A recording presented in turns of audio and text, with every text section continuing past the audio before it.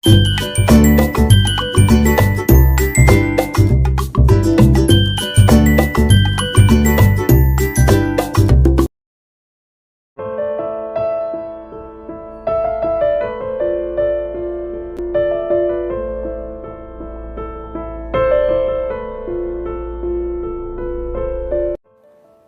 നേരമായി ഞാനിവിടെ ഇരിക്കുന്നു. ആരും എൻ്റെ അടുത്തേക്ക് വരുന്നില്ല. എന്നെ ഒന്ന് നോക്കുന്നത് പോലുമില്ല. എൻ്റെ ചങ്ങാതിയെയും ഇന്ന് കണ്ടില്ലല്ലോ. അവൻ എവിടെ പോയോ എന്തോ.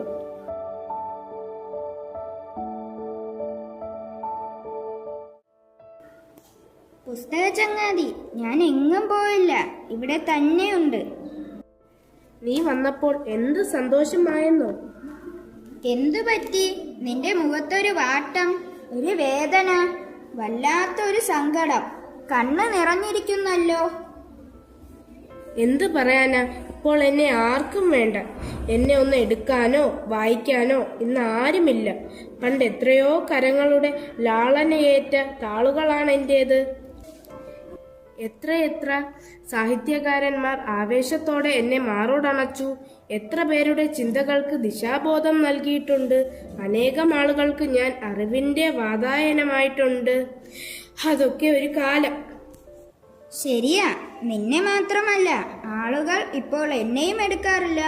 ഞാനും ഒരു കാലത്ത് എത്രയോ കരങ്ങളിൽ ഒരു പൊൻതൂവൽ പോലെ ശോഭിച്ചിരുന്നു. എത്ര കവി ഹൃദയങ്ങളിലെ അക്ഷരങ്ങൾ കോർത്തിണക്കി ഞാൻ കവിതയാക്കിയിട്ടുണ്ട്. എത്രയോ കഥാകാരന്മാരുടെ കഥകൾക്ക് ഞാൻ ജീവൻ നൽകിയിട്ടുണ്ട്. സാഹിത്യകാരന്മാർ മാത്രമല്ല, പത്രപ്രവർത്തകരും രാഷ്ട്രീയ നേതാക്കന്മാരും എല്ലാം നെഞ്ചോട് ചേർത്ത് എന്നെ സ്നേഹിച്ചിരുന്നു. എനിക്ക് കുഞ്ഞുങ്ങളുടെ കാര്യത്തിലാണ് ഏറെ വിഷമം. അതെന്താണ്? ചങ്ങാതി, നമ്മളെ ഏറ്റവും കൂടുതൽ ഉപയോഗിച്ചിരുന്നത് നമ്മളുടെ കുഞ്ഞുങ്ങളായിരുന്നില്ലേ? അക്ഷരാങ്കണത്തിലേക്ക് പിച്ച വയ്ക്കുന്ന കുരുന്നുകൾ തുടങ്ങി വിദ്യാർത്ഥികൾക്ക് ജ്ഞാനദീപം കൊടുത്തിരുന്നത് നമ്മളല്ലേ? നമ്മളിലൂടെയല്ലേ അവർ അറിവിന്റെ പടവുകൾ ചവിട്ടിക്കയറിയത്? എന്നാൽ ഇന്നോ? അതെ അതെ, നമ്മുടെ കുഞ്ഞുങ്ങളുടെ ഹൃദയങ്ങളിൽ നിന്ന് പോലും നമ്മൾ അകറ്റപ്പെട്ടില്ലേ? നമ്മുടെ സ്ഥാനത്ത് ഇന്ന് കുഞ്ഞുങ്ങളെ ഹരം കൊള്ളിക്കുന്ന എത്രയെത്ര ഉപകരണങ്ങളാണ്.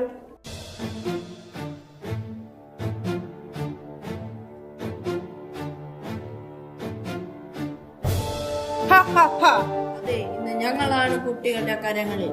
കണ്ണിനും കാതിനും കൗതുകം നൽകുന്ന എത്രയെത്ര കാഴ്ചകളാണ് ഞങ്ങൾ നൽകുന്നത്. വിരൽത്തുമ്പിൽ വിസ്മയത്തിന്റെ മായാപ്രപഞ്ചം തീർക്കുന്നത് ഞങ്ങളാണ്. പഴയ കാലത്തിന്റെ ഭാരങ്ങൾ കുറച്ച് എഴുത്തും വായനയും വിജ്ഞാനവും ലളിതമാക്കി കുട്ടികളിൽ എത്തിക്കുന്നത് ഞങ്ങളാണ്. ഇതെന്തൊരു കാലം!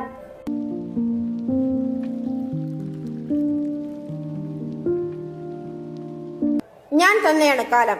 കാലം മാറുന്നതിനനുസരിച്ച് കോലവും മാറും. മാറ്റമില്ലാത്തത് മാറ്റത്തിന് മാത്രം. താങ്കൾ എന്താണ് ഈ പറയുന്നത്? ഞങ്ങൾക്ക് മനസ്സിലാകുന്നില്ല. ഞാൻ പറഞ്ഞു തരാം. പണ്ട് പുസ്തകമോ പേനയോ ഒന്നുമില്ലാതിരുന്ന കാലത്ത് ആളുകൾ എവിടെയായിരുന്നു എഴുതിയിരുന്നത്? കല്ലുകളിലും പാറപ്പുറത്തും ചെമ്പ് തകടുകളിലും ഒക്കെയല്ലേ. പിന്നെ തോലും എഴുത്താണിയും പേപ്പറും ഒക്കെ ആയി. എല്ലാം പിന്നിട്ട് ഇന്ന് കാണുന്ന പുസ്തകങ്ങളും പേനകളും ഒക്കെ ഉണ്ടായി. അതുപോലെ ഇന്ന് ഇന്റർനെറ്റിന്റെ കാലഘട്ടമാണ്. പുസ്തക വായനയുടെ സ്ഥാനത്ത് ലേണിംഗ്, റീഡിംഗ് ഒക്കെ ഇന്ന് പ്രചാരണത്തിലുണ്ട്. കൂടാതെ ChatGPT പോലുള്ള ആധുനിക സംവിധാനങ്ങളും ഇന്ന് ലഭ്യമാണ്. അങ്ങനെ കുട്ടികളിൽ നിന്ന് വായന അപ്രത്യക്ഷമായി കൊണ്ടിരിക്കുന്നു. എഴുത്തും കുറഞ്ഞു തുടങ്ങി. എന്താണത്? ചങ്ങാതികളെ, നല്ലൊരു പുസ്തകമുത്തച്ഛൻ നമ്മളെ നന്നായി വായിപ്പിക്കാൻ ശീലിപ്പിച്ചൊരു മുത്തച്ഛൻ. നിങ്ങൾ ആരാണ്? എവിടേക്ക് പോകുന്നു കുട്ടികൾ?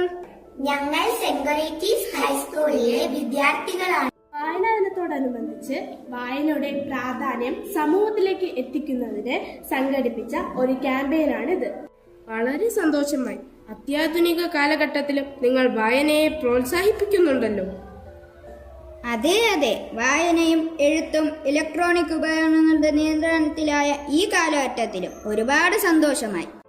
കൂട്ടുകാരെ, മാറുന്ന കാലത്തിലാണ് നിങ്ങൾ ജീവിക്കുന്നത്.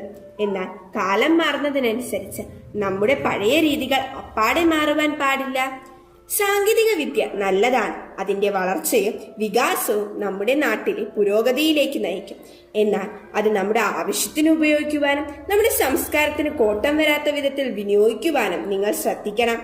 സാങ്കേതിക വിദ്യയ്ക്ക് മാറ്റം വരും, നൂതന പ്രവണതകൾക്ക് അത് വഴിമാറിക്കൊടുക്കും. എന്നാൽ പുസ്തകങ്ങൾ അങ്ങനെയല്ല. എന്നും കൂടി നിൽക്കുന്ന നല്ല സുഹൃത്തുക്കളാണ് പുസ്തകങ്ങൾ. വാക്കുകളിലൂടെ ദൃശ്യജ്ഞാനം നൽകുന്ന മഹത്തായ പ്രതിഭാസമാണ് വായന. വായനയെ പ്രണയിക്കണം. വായന നമ്മെ ഇരുട്ടിൽ നിന്ന് പ്രകാശത്തിലേക്ക് നയിക്കും. ഒരു ചിന്തകൻ ഇപ്രകാരമാണ് പറഞ്ഞിരിക്കുന്നത്: വായിക്കുന്നവൻ മരണത്തിനു മുൻപ് 1000 ജന്മങ്ങൾ ജീവിക്കുന്നു, എന്നാൽ വായിക്കാത്തവൻ ഒരൊറ്റ ജീവിതവും